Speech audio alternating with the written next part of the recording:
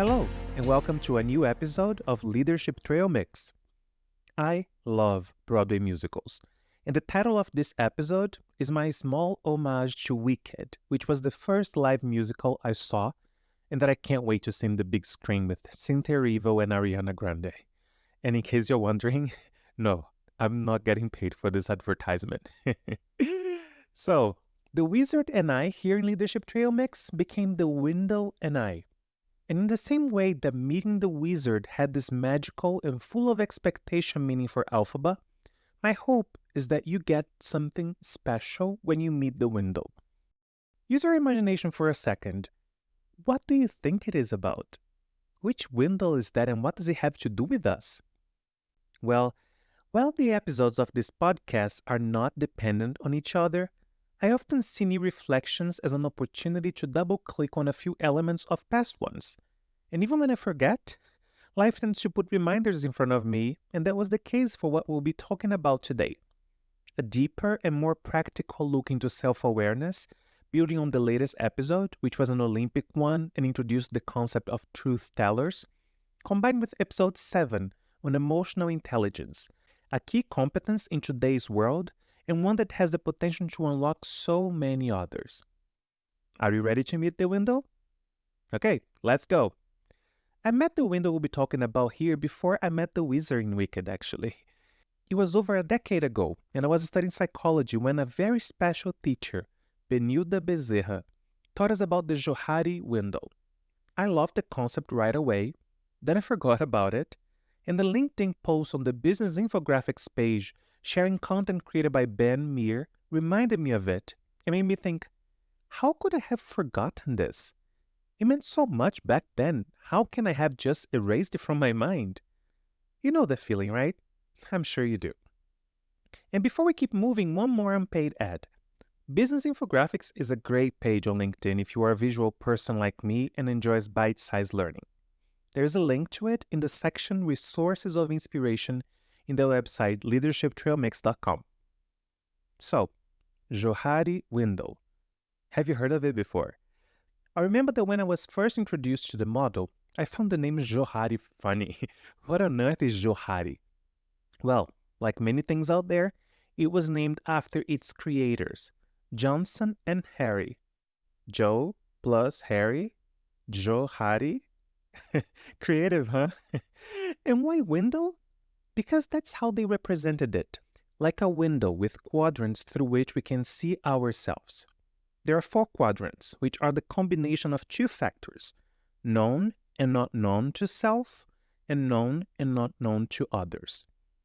The first quadrant is called open area and is the combination of known to self and known to others.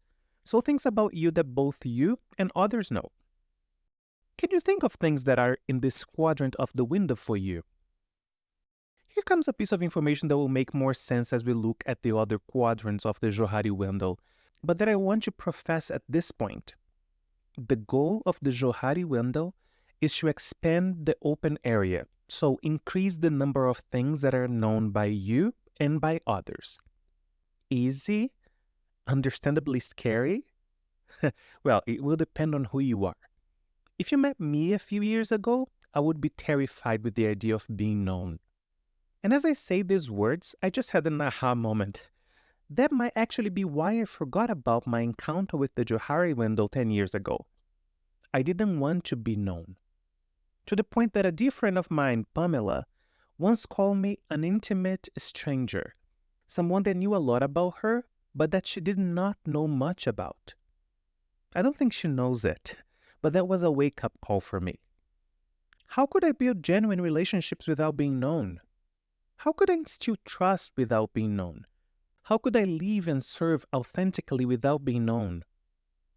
I couldn't. And I have to say I have a hard time believing anyone can. I'm not talking about oversharing or being inappropriate. I'm talking about letting go of the idea that information is power and that power will be used against us. I am indeed talking about showing our humanity and tapping into the power it can have to drive human connection, engagement, and consequently better results. In my personal experience, it goes one step further and gives me freedom to be who I am, create a safe space for others, and lead more effectively.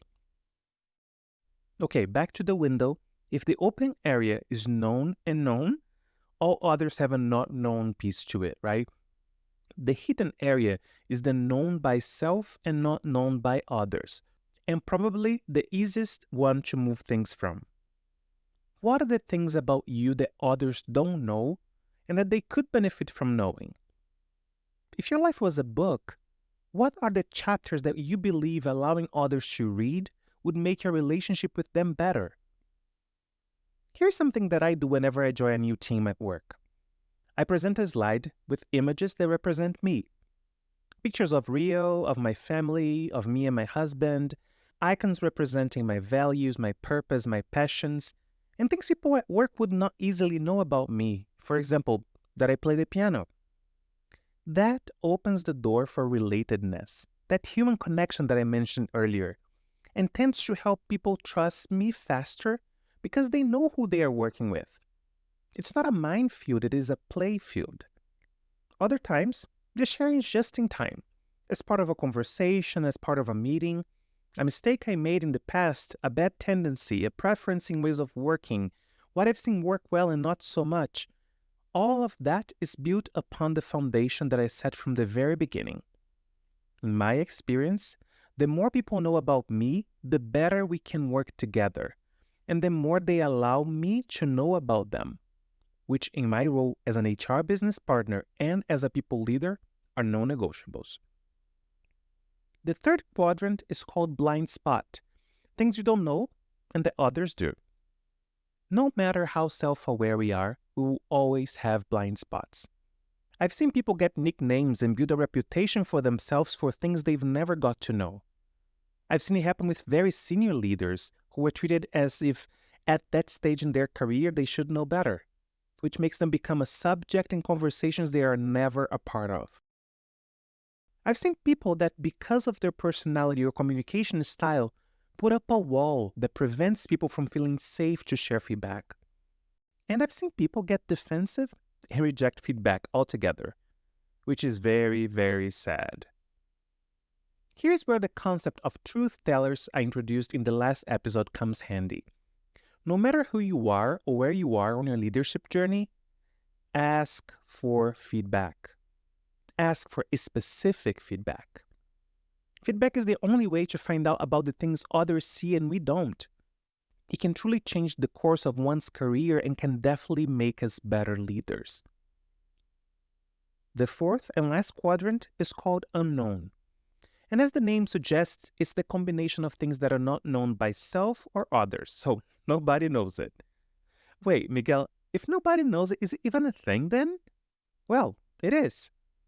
When was the last time you did something for the first time? When was the last time you tried a new food? When was the last time you learned a new skill? These are examples of things about you that you don't know and that others don't know either. Let me give you a real-life example. Golf is not a popular thing in Brazil. I've been to Topgolf a couple of times, but had never actually been to a golf course until last week. My husband went golfing and invited me to join him for a couple of holes. It was a beautiful day, a beautiful view, but I left that experience knowing that I am not a golfer. I don't find joy in that. On the other hand, I could swear I didn't like dried figs. But in a recent trip, I tried it and actually like it. The bottom line is, we will never know everything about us, and that is great. In reality, our unknown quadrant will always be empty, since once it's known, it belongs somewhere else.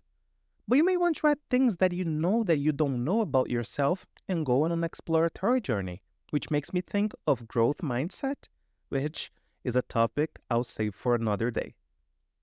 As for today's reflection, it's call to action time. Can you pick one of the 4 quadrants of the Johari Window and dive deep into it? It can be a list of things in your open area, so things you are known for. It can be a list of hidden things that you can then sort between things you want to keep hidden and things you actually want to move to your open space. If the blind spot quadrant is the one you want to explore, go for it. Talk to your leader or HR about the possibility of taking a 360, or find a couple of truth tellers and ask for feedback. Last but not least, if you look in the mirror and see things have been pretty much the same and you haven't learned anything new about yourself lately, maybe make a wish list and start incorporating them into your routine.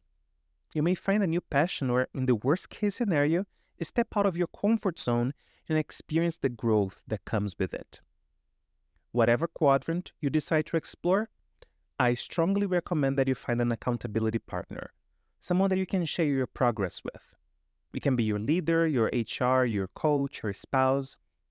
If you want me to be your accountability partner on this journey, shoot me an email, miguel@leadershiptrailmix.com.